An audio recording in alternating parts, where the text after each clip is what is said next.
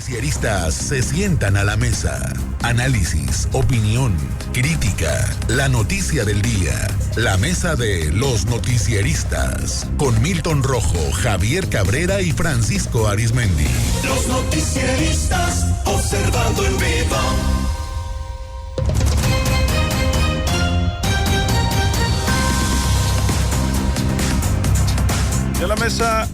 Ya en la mesa de los noticieristas, saludo a Javier Cabrera. Javier, muy buenos días. Muy buenos días al auditorio. A Milton Rojo, Milton, muy buenos días. Muy buenos días. A Francisco Arizmendi. Francisco, muy buenos días. Buenos días, Sinaloa. Anda, ahora le resulta que le va a los Yankees de toda la vida, Milton. ¿Sí le va a los Yankees? Yo desde niño, Dodger. Es una provocación. No, desde niño. Bueno, aquí llegó Milton con la cachucha de los Dodgers también, el día de hoy.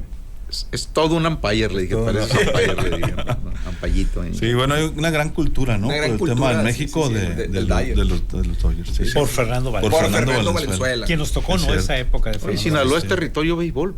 Es territorio béisbol, correcto. Sí. Con aquellas grandes transmisiones, ¿no? Aquellas grandes crónicas, Javier, ¿verdad? De Fernando Valenzuela. Panchillo Conde Ramírez, el de la mano embrujada. Sí. La Bueno, lanza, en aquel tiempo que era el Mago Septién, Sonia Alarcón, todavía ya estaba Antonio de Valdés. Los locales, los locales, pues era don Agustín de Valdés. Agustín de Valdés, que le ponía emoción de más. De emoción. En Mochis era pues don Héctor Islas, Octavio Barra, extraordinarios cronistas. Sí, tremendos. Pues hoy es un día que se va a seguir hablando mucho de la Serie Mundial y no es para menos. Pero bueno, aquí en la mesa vamos a platicar el día de hoy del informe que se dio hoy en la mañanera de la presidenta Claudia Sheinbaum, y nos importa a todos porque tiene que ver con nuestra salud. Bueno, la Secretaría de Salud lanzó una plataforma digital para transparentar, dijeron, el proceso de compra consolidada de medicina, como parte de una estrategia de digitalización que busca eficientar la adquisición y distribución de los insumos médicos en México. En esta presentación se explicó que la plataforma permitirá que tanto la industria farmacéutica como el público en general revisen y comenten durante los próximos 10 días las bases de las licitaciones para las compras consolidadas 2025-2026, que incluyen 4.450 claves de medicamentos con una proyección de 4.9 mil millones de piezas. El secretario de Salud, David Kechignovich, destacó que la compra de medicamentos es fundamental para la salud pública y personal. Eduardo Clark, subsecretario de Investigación, detalló que el proceso se basa en la implementación de sistemas digitales en todo el proceso de la cadena de planeación. Van a participar 26 instituciones, incluyendo el IMSS, el ISSSTE, el IMSS Bienestar, hospitales coordinados a través de los Institutos Nacionales de Salud y la Secretaría de Marina. El cronograma presentado indica que desde el primer día de la administración se evaluó la situación actual de abasto, los procesos históricos de compra y el estatus de cada institución. Este anuncio que se hizo acompañando ahí a la presidenta Claudia Sheinbaum, quien detalló que este nuevo método es para las compras consolidadas, en el que Birmex se coordinará con la Secretaría de Salud. El aspecto fundamental pues es la salud pública. El segundo, que se garantice el acceso a tratamientos para la prevención, atención primaria y curación de enfermedades. Y nada más pensar en la curación de enfermedades, no nada más, sino también en la prevención y atención primaria. Es un proceso amplio y con grandes repercusiones, la gestión eficiente de costos y sobre todo pues que la gente tenga el medicamento a la mano. ¿Qué va a pasar con las farmacias Totota y algunos otros esquemas que había anunciado López Obrador? Pues todavía no lo sabemos. Por lo pronto aquí, Javier, pues es hacer como pues menos dudoso, ¿no? La gran inversión millonaria que se hace en medicamentos, pero lo más importante, que no le digan a la gente no hay en las farmacias del Seguro, del ISSSTE o del IMSS Bienestar. Bueno, yo creo que esto es lo más importante, más que el discurso para justificar por qué no se suministra los medicamentos. Hay muchas emisiones y yo creo que pues esperemos que haya un informe verdadero de cómo encontraron el sistema. Recordad desde que Enrique Peña Nieto los últimos años se venía hablando de graves problemas de suministro. Al final de su sexenio se argumentó que se había alcanzado más del 95% de los medicamentos, sobre todo el sector salud, y también se empezó a implementar estas compras consolidadas que empezaron a través de los gobiernos de los estados. Y recordad que incluso Quirino Ordaz Coppel varias veces se quejó de que pues ya habían conveniado con el Seguro Social hacer compras y no llegaban los medicamentos. En el sexenio pasado la argumentación fue que se desmanteló totalmente el sistema y sobre todo el sistema de distribución. Se argumentaba que sí había existencia del medicamento, pero el problema era cómo ir suministrándolo, sobre todo los hospitales que están más alejados del medio urbano. Hubo manifestaciones, cuestionamientos, recriminaciones y descalificaciones, incluso para familias con niños de cáncer, que es el mayor problema que enfrentó Andrés Manuel López Obrador, a los cuales les descalificaba, que decía que eran usados como un arma política por sus enemigos, como un discurso meramente político para no cumplir. Hoy, bueno, está hablando de un nuevo sistema de adquisiciones de medicamentos y se dice que se va a garantizar que los medicamentos que se requieran van a estar en los hospitales, que va a haber una gran transparencia para saber qué compras están haciendo, qué claves son las que se van adquiriendo, dónde están cada uno de los medicamentos, o sea, llevar un control mucho más eficiente de cómo los hospitales están distribuyendo y cómo son recetados y cómo se cumple con la entrega de estos medicamentos. Recordar que meses anteriores aquí en Sinaloa hubo un verdadero escándalo con robos de medicamentos. Es un asunto que todavía está bajo investigación, que se dice, bueno, pues sustrajeron grandes cantidades de medicamentos, sobre todo los más caros. Y bueno, esto es un delito bastante grave. Esperemos. Y también hablan de un tema que es mucho más importante que los medicamentos, el tema preventivo. Yo creo que ahí tienen que enfocar mucho mayor fuerza, sobre todo con el personal médico que tiene que ver con la población y que es la que atiende inmediatamente para evitar que los ciudadanos, los mexicanos o los derechohabientes de las instituciones de salud vayan continuamente a los hospitales y requieran tratamientos cada día más costosos o algún tipo de intervenciones quirúrgicas. Si esto puedes evitar, pues es lo que tienes que hacer. Yo creo que las campañas que anteriormente se hacían, sobre todo preventivas, se dejaron de hacer. Y estamos viendo, hay muchas enfermedades que han ido creciendo, que tienen un alto costo para las instituciones del sector salud atender a esa población. Entonces yo creo que este esquema veremos cómo funciona, cómo se va a dar el servicio, porque si tú ahorita vas al IMSS Bienestar, pues no hay casi nada. Sí hay personal médico, pero medicamentos no hay. Necesitas una cirugía y tienes que pagar la cirugía, ¿eh? Aun cuando la argumentación que es un servicio gratuito. Eso solamente es en discurso, porque tú ahorita te puedo hablar de cientos de gente y decirte que tienen y además las programaciones que tienen de algún tipo de cirugía son bastante tardadas. Tengo un amigo que me contó que hace 3 meses solicitó y le dieron programación hasta estos días. Se la habían programado en septiembre, se la volvieron a cambiar y le dijeron tienes que pagar antes de la cirugía, ya no es después, porque tienen que rentar una serie de equipos y algunos medicamentos que tienes que llevar. Te dice qué medicamentos y qué cuestiones necesitan para la cirugía, pero lo que más llama la atención es que te dicen dónde tienes que comprarlo. Ah, caray. No puedes comprarlo en donde tú quieras. ¿Dónde fue esto? Aquí en el seguro, en el bienestar. En tal lado, dice, porque los médicos trabajan con ellos y lo que venden ahí es lo que necesitan. Entonces hay ahí algo medio irregular que sí te tienen que investigar, ¿no?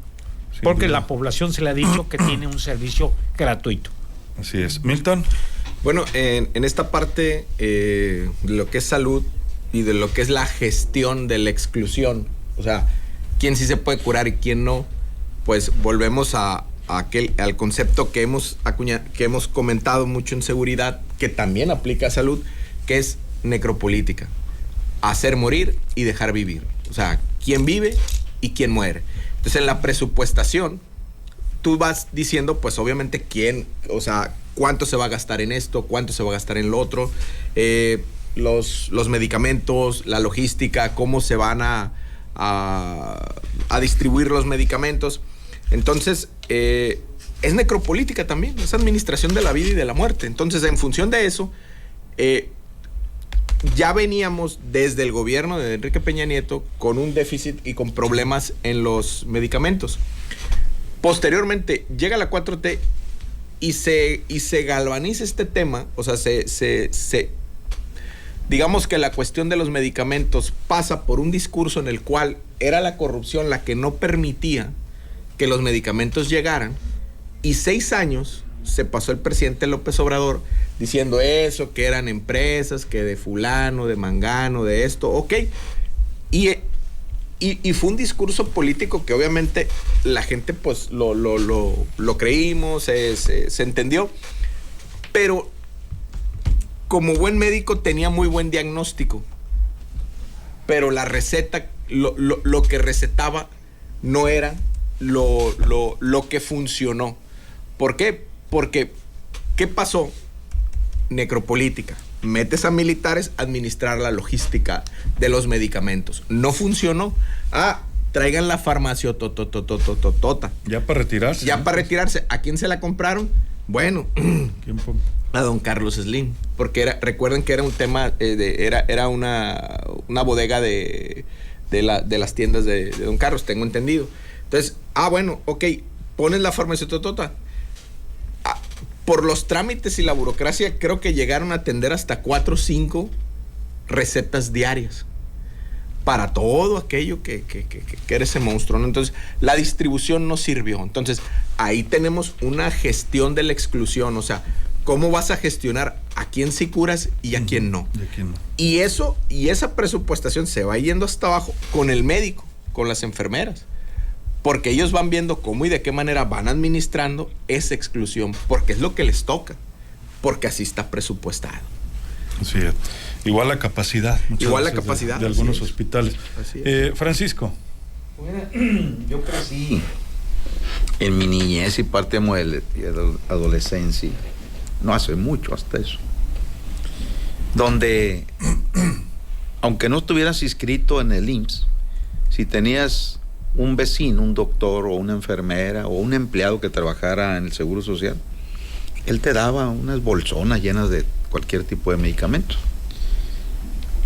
Recuerdo con mucho afecto, con mucho cariño a una señora enfermera muy querida por mi familia, allá en Mochis, doña Malena, esposa de un gallero muy famoso de ahí de Mochis, que no me acuerdo el nombre, él nada más le decían el Sombra, muy buen gallero. Pues ella siempre nos tenía bien surtidos de diferentes medicamentos. ¿Quién nos iba a decir que después, aunque estuvieras inscrito en cualquiera de los institutos de salud pública, pues íbamos a llegar a esa situación de escasez de medicamentos, que viene endendenante desde los gobiernos del PRI principalmente, ya después pasamos por el PAN, y pues bueno, la crisis de salud a partir del gobierno de Morena.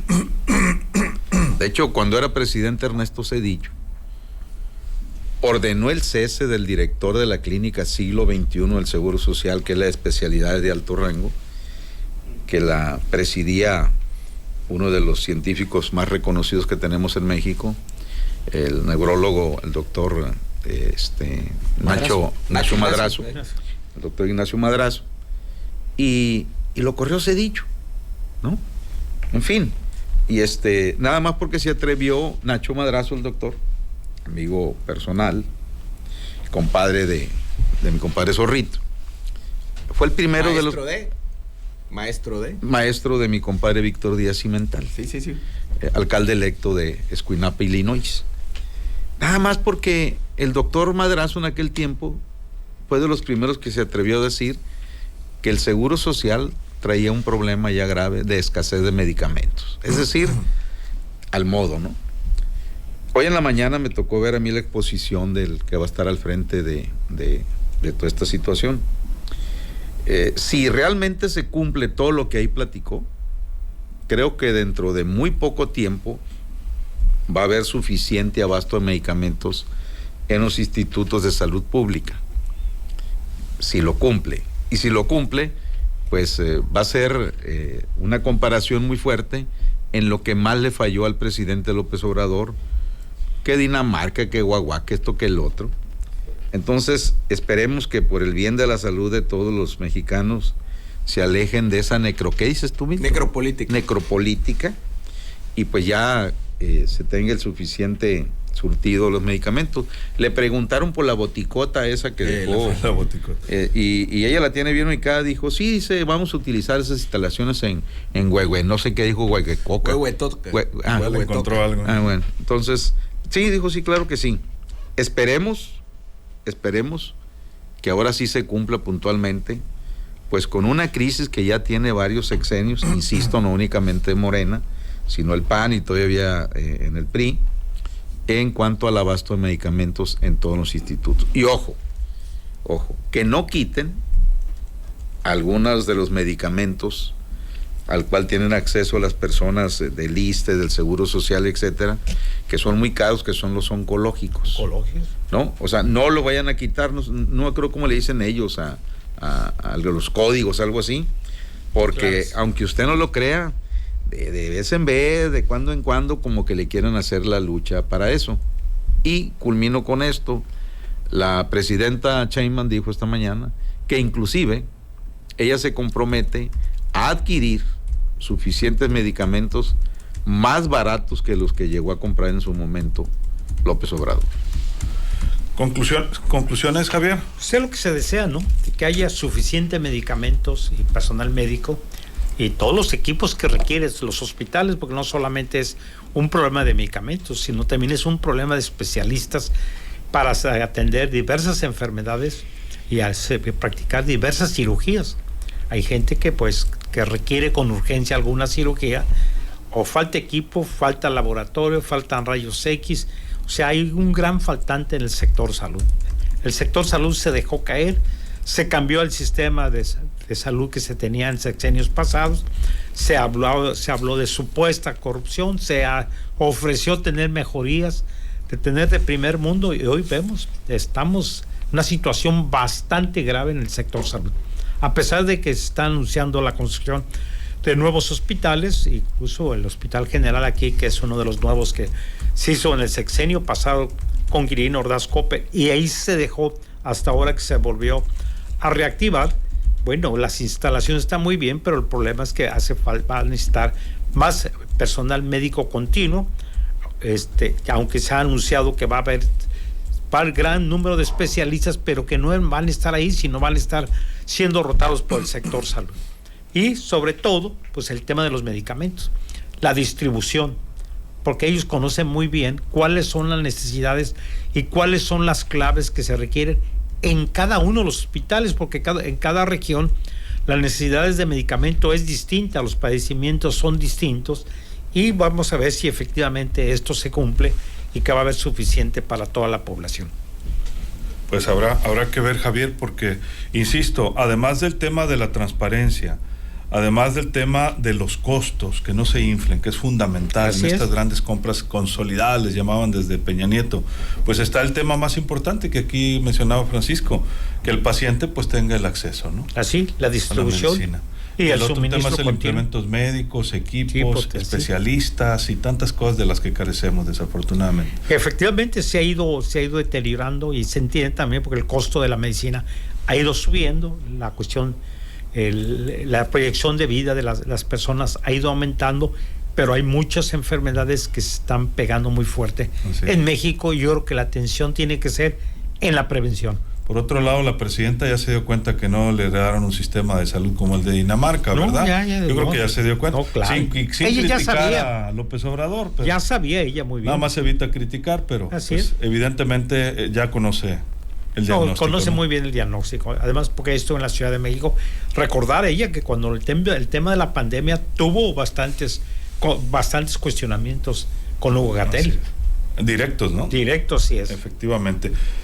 Milton. Bueno, precisar un poco lo que decía Francisco del antes.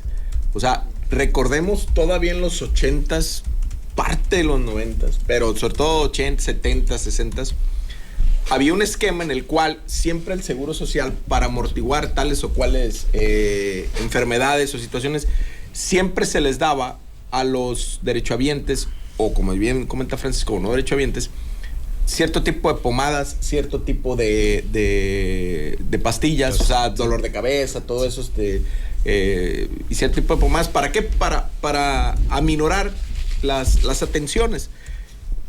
Y como siempre, pues de una manera u otra había una atención. Eso el filósofo francés de aquel tiempo se le llama, Michel Foucault, le llamaba la biopolítica. ¿Y biopolítica qué tiene que ver? Es la prevalecencia de la vida. O sea, que todos los mecanismos del Estado prevalezcan en la vida. ¿Para qué? Para que le funciones al sistema capitalista. O sea, ¿qué es esto? Que si Francisco se siente mal ahorita, no, Francisco tiene que estar trabajando, tiene que estar bien. Hay que hacer todo por parte de las instituciones de salud para que Francisco... O sea, ¿me quieres sano para explotarme? Es correcto. Esa es la biopolítica. Malditos acumuladores del capital. Bueno, pero de la biopolítica... Este puño sí se ve. Pero de la biopolítica pasamos, a la necropolítica, a la administración de la muerte. Entonces, y esto lo acuña un politólogo africano, Achille Mbembe, donde dice que es la administración de hacer morir y dejar vivir, donde facilitan los ejércitos, las racias, o sea, todos los mecanismos de seguridad facilitan que haya muerte en el territorio. Esa es la necropolítica.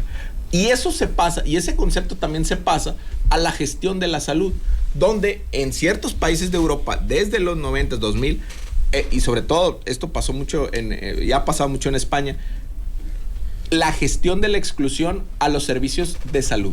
Entonces, ahorita ya estamos en una situación en donde, bueno, la doctora Sheinbaum entiende esta parte y tiene que facilitar rápido y entender que la gobernabilidad, gran parte de la gobernabilidad y del control social pasa por ¿dónde? Obviamente por las urnas, pero también por las farmacias de los hospitales públicos.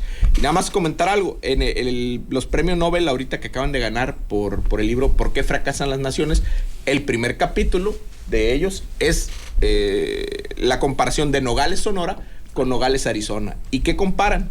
Una de las partes es el sistema de salud. Y bueno, ahí hay muchas cosas que comparar.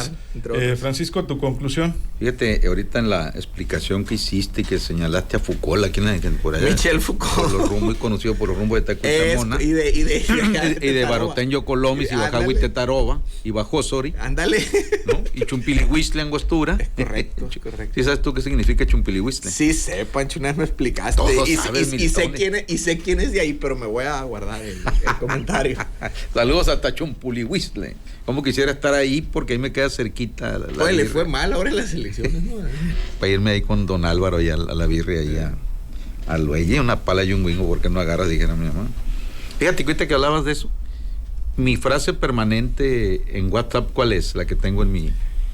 Vivir y dejar vivir. Y dejar vivir. No es mía, ¿no? Pero una vez que la leí dije, esto es lo mío. Vivir y dejar vivir, matariliriliron, rara. Bueno, vamos a ver qué resulta de este nuevo programa, muy interesante, por cierto. Lo vi muy seguro al muchacho, yo wiri ahí exponiendo, como que son de esos chavos que traen ya el chip para eso, pero la burra no era arisca. ¿Se acuerdan ustedes cuando en una mañanera el presidente López Obrador presentó como el nuevo encargado ya de terminar, de acabar con tantos problemas por el desabasto de medicamentos, aquel que era director primero de Protección Civil de Gobernación, sí, que tenía... León, de apellido León, de Chiapas. De Chiapas, porque pues el compa ahí vivía en la mañanera, pero todo iba muy bien, hasta que lo exhibieron en Red Nacional, cuando le está dando unos sobres amarillos a Pío López Obrador. Y aunque el presidente dijo que no había delito que perseguir, pues ya ni por la feria lo dejaron volver a ese muchacho David León, que era empleado de ¿quién? Del Güero Velasco, gobernador de Chiapas. Entonces, ¿quién envió a David León a entregar el sobre? Dueño de del Verde, esposo de Anaí.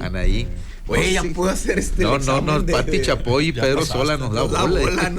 Bueno, ya hablando más en serio, esperemos entonces que ahora sí se cumpla, porque la verdad, si todos los días hiciéramos una transmisión en vivo de las salas de urgencia, del Seguro Social, del ISSSTE, de los centros de salud, no nos la acabamos, por ejemplo... La gente tirada en el piso, fuera de los hospitales, dos cosas, esperando a sus familiares. ¿no? Dijo la primera y la segunda. ¿qué no se habían hecho ya instalaciones nuevas en el hospital pediátrico? Inclusive Sí. para que los familiares que aún están ahí Sí hay albergue, Francisco, sí, y sí hay sí. donde comer, pero pues la gente se queda. Porque también sí, afuera, ¿no? siguen las casas de campaña Sí, y pero instaladas allá Es que es muy afuera. alto el Sí número hay. de pacientes que Sí, llegan. no. Y No sí hay solamente donde, de Sinaloa. donde comer, inclusive hay algunas organizaciones ahí civiles Ujú. y APES que apoyan a bueno. las familias, pero o no se dan abasto o mucha gente también pues prefiere estar así, ¿no? Ahí afuera. Bueno, pues vamos Pero a sí. vamos a esperar, insisto, a que dé resultado esto de la suficiente abasto de medicamentos. Y por cierto, cada día me entero de más casos de dengue, ¿no? Hay que cuidarse. Mucho dengue, Hay que totalmente. cuidarse, Hay que invitar a algún epidemiólogo en los próximos días, ¿les parece? 30 segundos, Javier.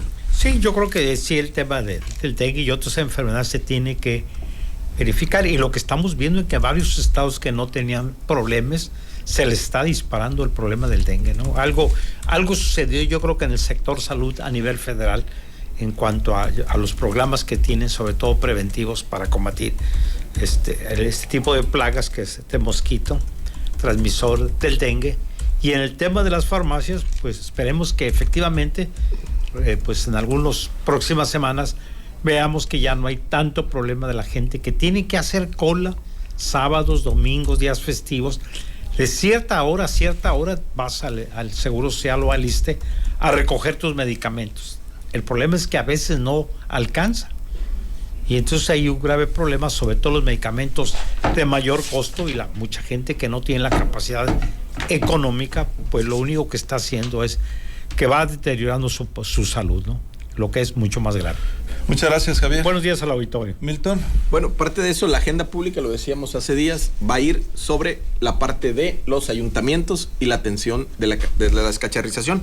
Y bueno, y en cuanto a las medicinas, la digitalización le sirvió mucho a la doctora Sheinbaum para tener control del gobierno. Entonces, esperemos le vaya bien en ello. Esperemos que sí. Muchas gracias, Muchas Milton. gracias. 30 segundos, Francisco. Eso dijo precisamente esta mañanera la doctora Sheinbaum, de que para eso servía la digitalización, esa que dice Milton, Sí. ¿no?